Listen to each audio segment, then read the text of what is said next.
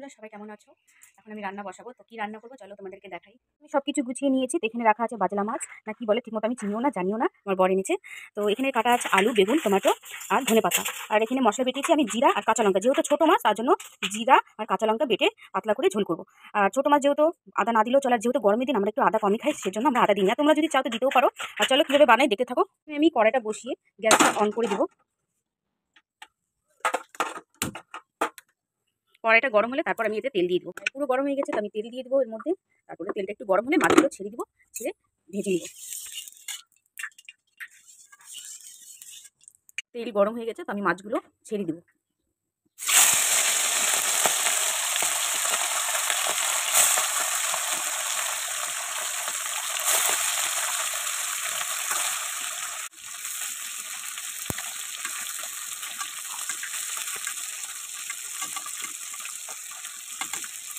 হয়ে গেছে আমার সব মাছ ভাজা। তো এখন আমি কড়াইতে তেল দিয়ে দেবো। কড়াই খুব গরম হয়ে গেছে।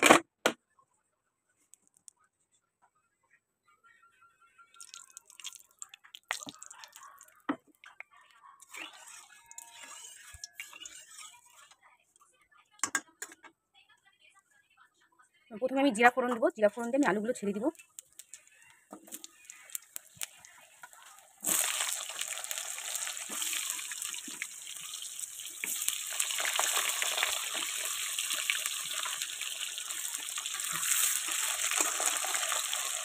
আমি হালকা হলুদ আর একটু নুন দিয়ে দেবো। নুন দিয়ে আলুটাকে ভেজে নেবো।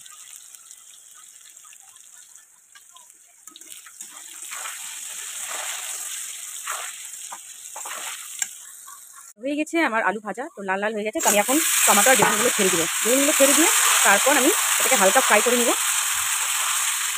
এই মাছে জানো তো একটু যদি মূলো দিতাম তাহলে আরও ভালো লাগতো খেতে। আর যেহেতু আমার ঘরে মূলো ছিল না তাই আমি দিইনি, তোমরা চাইলে দিতে পারো।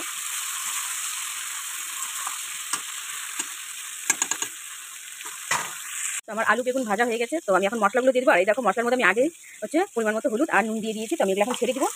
তো মশলাটা আমি দিয়ে ভালো করে এটাকে ফ্রাই করে দেবো। ফ্রাই হয়ে গেলে তারপর আমি এতে জল দিয়ে দেবো পরিমাণ মতো। আমার মশলা কষানো হয়ে গেছে। তো আমি এতে পরিমাণ মতো জল দিয়ে দেবো।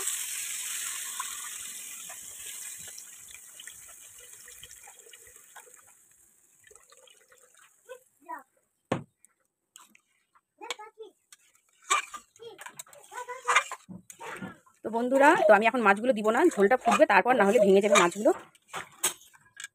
ঝোলগুলো ফুটে গেছে, ঝোল পুরো ফুটে গেছে। তো আমি এখন মাছগুলো ছেড়ে দিব।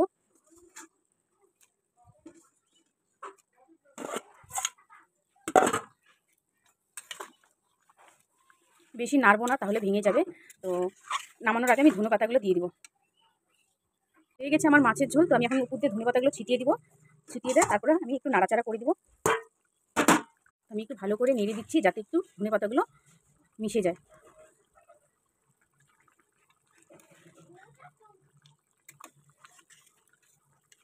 কমপ্লিট আমার মাছের ঝোল।